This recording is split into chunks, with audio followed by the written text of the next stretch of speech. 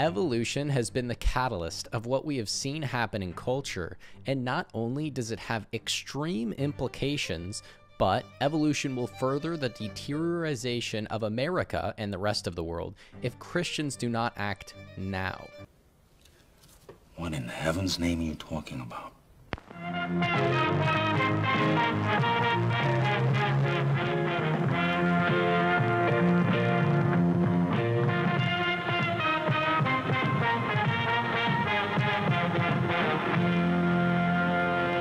Welcome back, everyone, to Bridge the Divide, where I examine irrational beliefs, the irrational behaviors that often follow, and how we, with education, rationality, and reason, can bridge the societal divides that they create. Today, we're going to take a look at a video from over on the channel Repent and Believe, which is run by two members of the Reformed Baptist Church of Louisville, Kentucky, Jeremy and Demitri. Now, for some quick clarification on who these particular Baptists are and how they differentiate from other Baptists, they hold specifically to the 1689 Baptist Confession of Faith, also known as the Second London Baptist Confession of Faith, which itself is distinguished from the 1644 London Baptist Confession of Faith. The 1689 BCOF subscribes to a Calvinistic theory of salvation and a covenantal systematic theology, but with some differences from the Westminsterian confession utilized by the Presbyterians. Despite the differences, though, this particular sect of Baptists still holds to the usual misogynistic, anti-LGBTQ, and anti-intellectualism tropes, as well as a few culty things like forbidding interfaith marriages and prayers for the dead. Now, in this video, Demitri takes a hard swing at atheists by asserting that atheism in and of itself is somehow a fraud. And while it seems that the title of his video demonstrates that he doesn't really understand what atheism actually is, or even what the term fraud means or what context it should be used in, I do have to point out that that amazing content creator, The Skeptic, actually covered this video a few months ago, and Demitri, in his response to that, he explains that what he meant by using the term fraud was that he thinks that atheism is an anti-theistic movement that is predicated upon a message of deception. So all that being said, let's dive into this video and see if Demitri can actually back up his assertions regarding what he thinks atheism is. Most atheists hold to some form of biological evolution. Many Big Bang models would assert that the universe is billions of years old and that all came together from one singularity, after which it started evolving over time. What the hell is he talking about? No clue. So there's a big problem right there from the start, Demitri. Within the first 15 seconds of your video, you reference three major subjects: atheism, cosmology, and evolution. The major issue here is that you've presented these three subjects as if any of them have anything at all to do with one another. Firstly, atheism refers to nothing more than a person not believing in the existence of a god or gods. Evolution, or the modern synthesis, which is a merging of the Darwin and Mendel traditions, is only concerned with the diversification of life by means of natural selection, and cosmology, which is a sub-branch of astronomy, is only concerned with the study of the observable universe and its origin, structures, and dynamics. Secondly, the truth or non-truth of any one of these fields in no way informs the truth or non-truth of any of the other fields, as they are not mutually exclusive. Everything we know about evolution and cosmology could be 100% absolutely correct, and that would not logically entail that a creating godlike entity does not exist. And the same goes if we were completely wrong about evolution and cosmology. It would say nothing as to the existence or non-existence of this proposed being. When you lump these three independent subjects together like this, Demitri, you ignorantly, or dishonestly, frame atheism as something that is foundationally predicated upon the current models of understanding of cosmology and evolution being true, which it is decidedly not. The justification for being an atheist is that the belief in the existence of a god or gods is not justified, as such a belief is founded upon the commission of a number of logical fallacies and is therefore irrational. And a major issue that you seem to be ignoring, Demitri, is that there is no logical contradiction posed by the existence of a creating godlike entity, and what we observe in cosmology and evolution being the means by which this entity created the universe and created and diversified life on this planet. All that particular scenario would entail is that what is asserted in your particular holy book doesn't follow, which is also a logically possible scenario. But that's your issue to reconcile, not ours. That many atheists, and Christians I might add, hold to our current models of evolution and cosmology being true is not due to a rejection of Christianity. It's because these individuals are being intellectually honest and recognizing that that's the direction the evidence is going, and these individuals generally hold to a stricter and more consistent epistemology than your garden variety theist does. And lastly, Demitri, you seem to lack a fundamental understanding of what exactly you're talking about here because you've completely misrepresented what a singularity is. For one, the term singularity is not referring to a physical thing that exists in the cosmos, and that's because the term singularity is a mathematical expression that refers to a point in space-time that is so intensely hot and dense that all the mathematical values of that point are, for all intents and purposes, essentially infinite. But no one is stating that a physical object with infinite mass exists in the universe, as the relativistic implications of that object actually existing would be catastrophic for the entire universe. And I really don't know a better way to put this. Singularities don't evolve. I honestly don't know, Demitri, what possessed you to make this profoundly ridiculous statement. At this point, it's fairly obvious that your stance of anti-intellectualism is interfering quite badly with your ability to formulate a coherent position. Or in other words, you actually need to learn about these things before you try and talk about them, because you're not doing yourself or your faith any favors by just regurgitating the crap that some other ignorant apologist convinced you of. I will be logically proving why this cannot be the case. And I will also be providing reasons why that even though there's enough evidence that God exists, people still reject him anyway. That's a pretty tall order.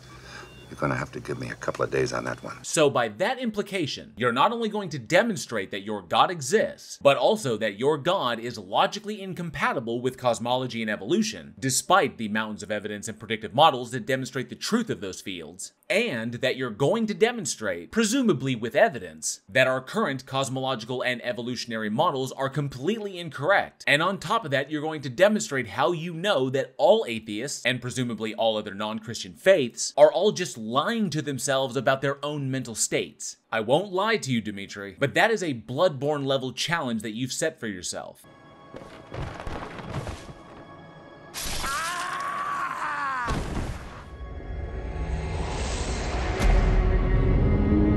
But hey, the burden's on you, bud, so let's see what you've got for us. Firstly, claiming that the universe came from a singularity is illogical. Well, of course it's illogical, Demitri, because that is not what the cosmological model is stating. The singularity that is referred to in cosmology stands as a mathematical expression of the origin point of observability for our universe. Essentially, it's a term that is used to describe the state of the universe where all of the existing energy occupied a single point. After the inflation event, which was a massive release of energy from the scalar field known as the inflaton, that expanding energy went through a cooling period which then allowed for the formation of matter itself. No one is claiming that the universe came from or was created by a singularity because technically the singularity describes a state of the universe, which means that the universe that we currently observe is a result of the fundamental forces stabilizing after the exponential release of energy from the state that we call the singularity. Like I said before, it really helps if you actually understand these topics before you try to talk about them.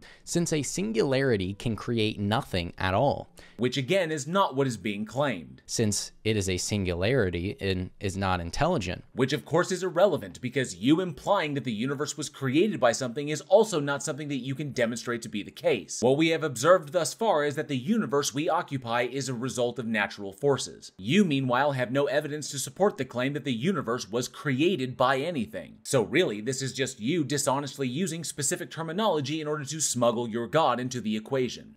This singularity would also have to be infinite if it was what was in the beginning, which is much less logical than saying God is infinite. Technically, the energy that composes everything in the universe by way of the first law of thermodynamics has always existed and therefore can be described as infinite. And no, it is more logical and therefore rational to go with the direct evidence that indicates this. But in point of fact, even if we didn't have the direct evidence for these conclusions in cosmology, it would be leagues more logical to simply state that we don't know, rather than to propose a God for which there exists no evidence of its existence beyond personal incredulity. if you claim that this singularity is intelligent, which is not what we are doing. However, that is what you're claiming because you've been indoctrinated to believe that an intelligence must necessarily be behind the universe. So unless you have some direct evidence of the existence of this intelligence, and not just your personal incredulity or an argument from ignorance, you're still just dishonestly misrepresenting atheism and science. then you would not be an atheist because this singularity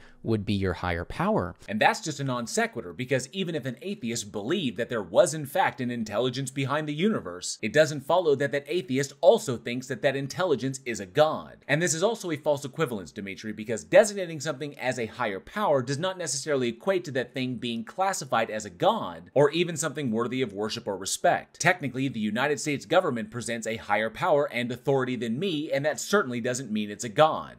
But if you claim that it is not, then you would be saying that something that created everything was unintelligent. That's just a repetition of your false claim that cosmologists or atheists think that the singularity created anything, and it's a false dichotomy regarding what people can logically conclude about the origins of the universe. We're only a minute in, Demitri. Please tell me you have something to present other than a demonstration of your ignorance of these subjects. Now, with all that put together, this is why if you claim a singularity created the universe and you still want to be an atheist, then you would have to claim that everything came from nothing. Ah, there it is. I was waiting for you to finally bite the bullet and claim that atheists believe exactly what theists do, we're just removing God from the equation. Obviously, this is not what cosmologists are claiming, nor is it what the current model is indicating. Nor is it what atheists are claiming, or even what is entailed by being an atheist. Remember, Demitri, these are not mutually exclusive concepts. Now, if you're looking for logical contradictions, then really you should look no farther than the something from nothing that you hold to in regards to your God magically willing everything into existence from the philosophical nothing. Honestly, though, I think you need a little less Kent Hovind and Ray Comfort in your apologetic diet, because that crap is nothing but empty-headed calories. Since this singularity, if it were infinite and intelligent,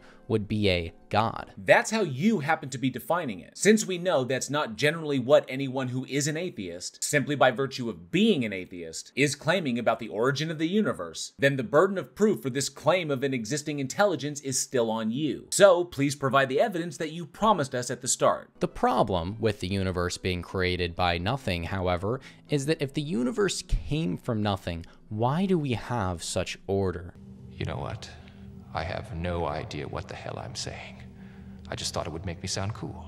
Okay, so we're going to ignore the nothing nonsense, as I've already dispelled that, and go right to the appearance of order. Because when left in the hands of theology, this term and its philosophical context can get very, very sticky. When the scientifically literate refer to order, we are referring to the arrangement or disposition of things in relation to each other according to a particular sequence, pattern, or method. That large-scale systems appear to us humans as having consistent structure to them, such as those indicated by things like the fundamental forces or the various laws that we utilize to describe them, and that we humans have a tendency to recognize patterns or repetitions of phenomena within those large systems is what we are talking about when we are referring to the order of the universe. But when we cut this to its very core, what we are really referring to is the appearance of the universe from the singular frame of reference of a single species that has evolved within a specific environment to seek out patterns as a survival mechanism. Recognizing this, we must be careful not to fall prey to our observer bias, or allowing our preconceptions or expectations based upon what we know about ourselves to influence our conclusions about everything external to us, such as the one that theists are making when they philosophically assume that because humans observe the universe in a specific way, then the universe must have been made to be observed in that specific way. This error, of course, occurs when you start from the irrational position that humans are somehow special amongst the entirety of the universe, which we are decidedly not. Also, it must be noted that the appearance of patterns or consistency within the observed systems of the universe is not in and of itself evidence of an intelligence. So we also have to be extra careful that we are not imposing our own perspective prescriptively upon the universe when in fact it is only describing it. Asserting that nothing could create everything that we see around us also goes against the law of conservation of mass,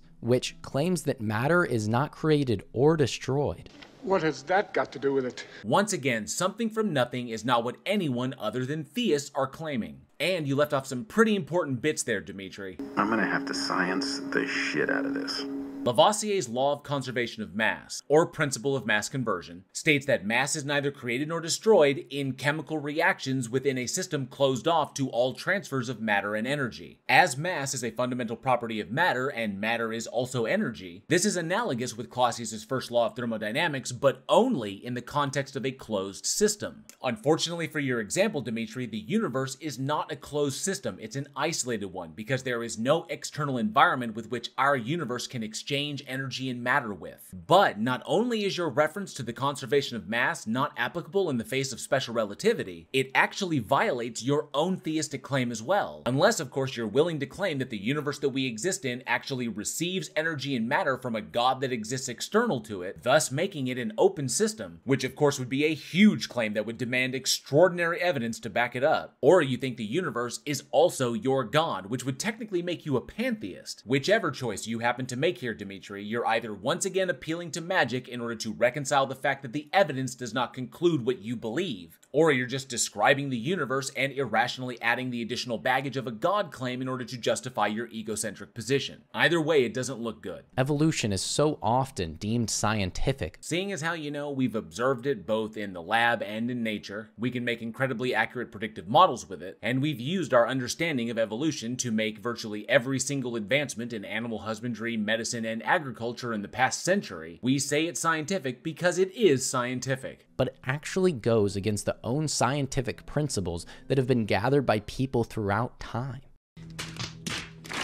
Oh, ouch. He's one of those kids who've been indoctrinated to believe that evolution somehow violates the second law of thermodynamics. What you fail to understand, Demitri, is that while the universe itself is an isolated system, the Earth, where all the evolution takes place, is an open system, meaning that energy from the sun and matter from external bodies can transfer into the Earth system, while energy leaves the system through radiative cooling, and matter leaves through atmospheric bleed, eruptions, and collision events. The best way I've heard to analogize this is to imagine the universe like a giant river with all of the water or energy flowing consistently in one direction, and the Earth represents a boat on that river that, while inexorably moving in the same direction as the river itself, can itself take things out of the river and put things back into the river. Thus, the second law of thermodynamics, as it applies to the isolated system that is the universe, does not apply to the open system that is the Earth. And we know this because if it did apply in the way that you're thinking it does, Demitri, then every single experiment ever run on the planet involving open and closed systems would fail. Another common objection is people say,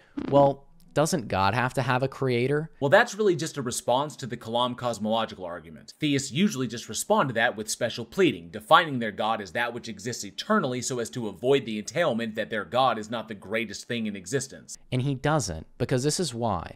Time, space, and matter were all created, and there has to be something beyond time, space, and matter to create all things in the first place. Well, that's a massive claim regarding states of the universe that we have no access to. Firstly, we know how matter originated in the universe. It wasn't created by anything because it is the result of energy changing states. Secondly, space and time are technically the same thing, so if one of them exists, the other is also there. Third, we cannot absolutely state that space-time did or did not exist in some other form that we have no access to prior to the event that we call the Big Bang. We don't have access to states of energy or the universe itself beyond the origin point of observability, so any claim that we can possibly make about those prior states is entirely hypothetical, with our best working guesses being predicated upon the mathematics that describe and quantify things on this side of the inflation event. You stating that all of these things were intentionally created by some ethereal creator is a huge claim that demands some major evidence of the existence of this entity in order to be justified, and we're still waiting for you to present that. And until you do, I don't know is still the most rational answer that you can present. Now, a Christian would say that the original first beginning, the start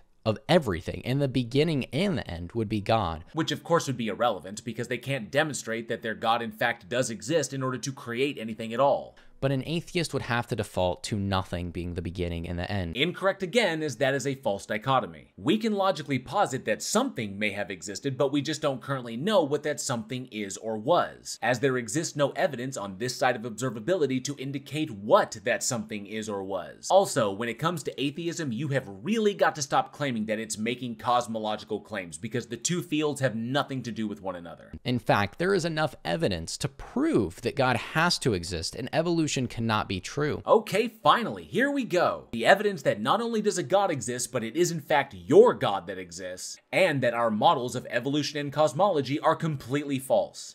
Bring it on.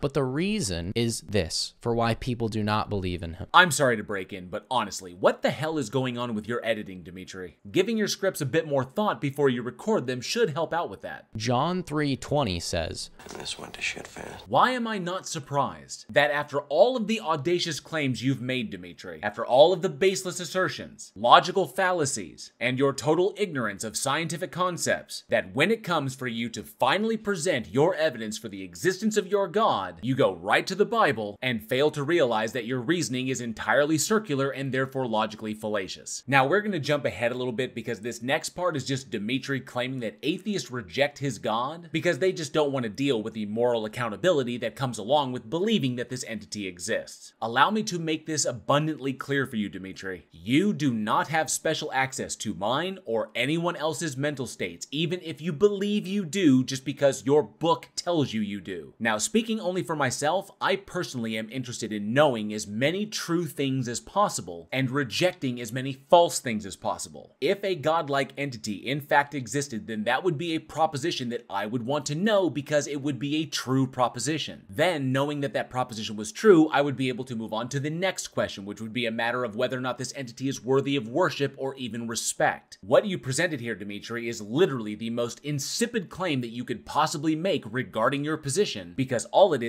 evidence of the fact that the authors of your particular cult manual did everything they could to reinforce your belief in what they are espousing. Also, moral accountability still exists in the non-theistic worldview. We atheists are accountable to the law, we're accountable to the others that share the society with us, and we're accountable to ourselves. Moral inclinations don't suddenly vanish when a person stops believing in a God, Demitri, and if you're one of those types of theists that think that they do, then you are worse off than I originally thought. But let me prove that the reason is because people hate God. Somehow I doubt that. Oh, so you think that atheists hate God, which of course implies that you somehow have access to our mental states. This is of course yet another claim of yours that will demand evidence, but seeing as how you didn't provide any evidence at all for the actual existence of your God, I highly doubt that you have any evidence that you can psychically access my mind either. We can also intuitively know that God is serious about sin by the fact that people die. I'm sorry, how exactly is that not just more begging the question on your part? I have to ask, Demitri, are you just trolling us, or do you really think that logical fallacies count as actual evidence? And we're gonna jump ahead in the video again because it's once again Demitri citing the Bible as though it's something that any of us should take seriously. And by the way, we're still waiting on that evidence that you promised us, Demitri. Evidence for the existence of your God, and evidence that our models of evolution and cosmology are completely false. Oh, and if you want to throw that evidence that you have psychic access to my mind, I'd love to have that too. Very quickly, I would also like to address a common argument that people say against Christians that use the Bible to prove the Bible. Okay, well at least you've recognized your circular reasoning and you're going to address it. I guess that's something. I am proving the Bible with the Bible as much as you could prove that the president lives in the White House by looking inside the White House. You can see that the Bible's true about what it says about itself because it actually says things that we can look at outside the world and see if the world attests to the Bible.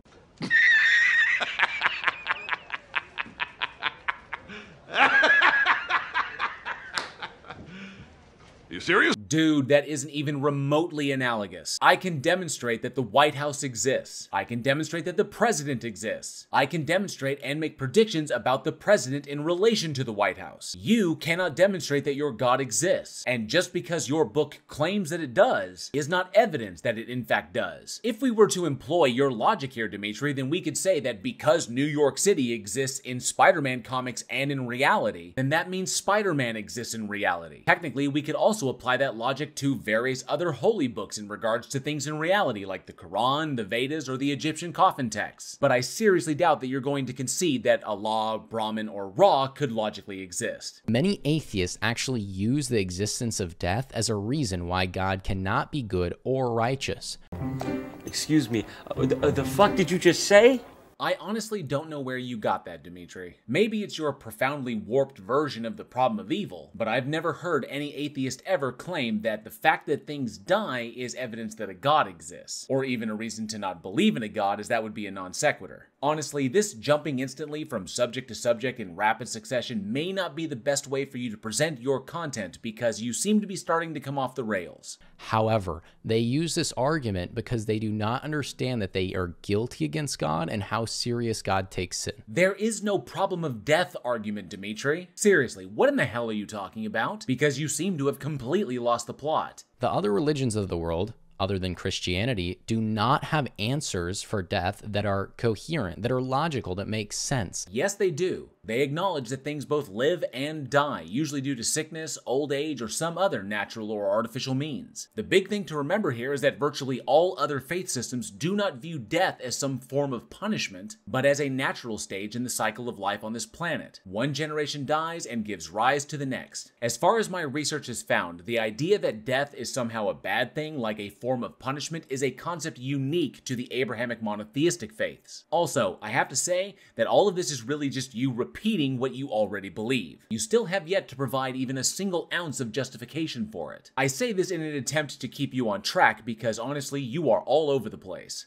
Because why would God allow bad things to happen to good people? Okay, so now you want to throw the apologetic floaties on and dog pedal your way over towards the problem of evil. Well, I hate to tell you, Demitri, but you're going to find yourself quickly drowning unless you can also reconcile defining your God as omnibenevolent with the logically unnecessary existence of the circumstances that lead to evil actions. While I do like that what you're basically doing here is acknowledging all the various logical fallacies that you have to contend with in order to justify your faith position, it would be really nice if you actually tried to reconcile them. But the better question is, why does God allow good things to happen to bad people? It's irrelevant. You have to address the actual argument. Anything less would just be you ad hoc or post hoc rationalizing in order to get around the internal critique. Because we've sinned against him. Which also assumes that this thing exists. I'm starting to think that you don't actually have anything that you claim to have, Demitri, and you should probably leave this stuff to the people with the acumen for it. And we're gonna jump past this last section because all it is Demitri once again citing the Bible and then diving into his whole Jesus mythology in order to weave a completely nonsensical story about sin and death while stitching the whole thing together with emotional appeals and circular reasoning. So ultimately, Demitri, after all of this, you failed to do anything that you said you were going to do. You didn't demonstrate that your God exists. You didn't demonstrate how our models of cosmology and evolution are false. Hell, you didn't even get the science right at a minimum. You didn't demonstrate that you have special access to mine or other people's mental states. You didn't reconcile the problem of evil. You didn't provide a single justification for anything that you espoused here. And the biggest one of all, you didn't even do what the title of your video says. You did not demonstrate that atheism is somehow fraudulent or that it is spreading false information. All you did was call it a fraud and then claim that a God that you cannot demonstrate to exist but believe exists because a particular book you were indoctrinated to believe says it exists, so therefore atheism is a fraud. For anyone who could drop the ball this hard in so many different categories, I honestly don't think apologetics is your strong suit. Now, when it comes to bridging the divide here, the only thing that I could possibly recommend to you is to try and get an actual education in these topics beyond just regurgitating the irrational nonsense your echo chamber is feeding you. Because in the words of Voltaire, anyone who can make you believe absurdities can make you commit atrocities, which ultimately only serve to put all of us, atheist and theist alike, directly into harm's way. Thank you all for watching. I hope you enjoyed the video, and if you did, please like, share, and subscribe, and hit that bell for notifications. And be sure to leave a comment below. I love reading your responses, and those interactions help with the dreaded algorithm. Don't forget, April is Autism Acceptance Month. A link to where you can support these important efforts is down in the description. And if you love scary movies, be sure to check out me and my filmmaker friends over at the Week in Horror podcast, now in our 5th season. Everything you need to become a channel member here, get yourself some official Bridge the Divide gear, or support the podcast is down in the description. Once again, a massive thank you to each and every single one of you for your continued support of this channel, and as always, be safe,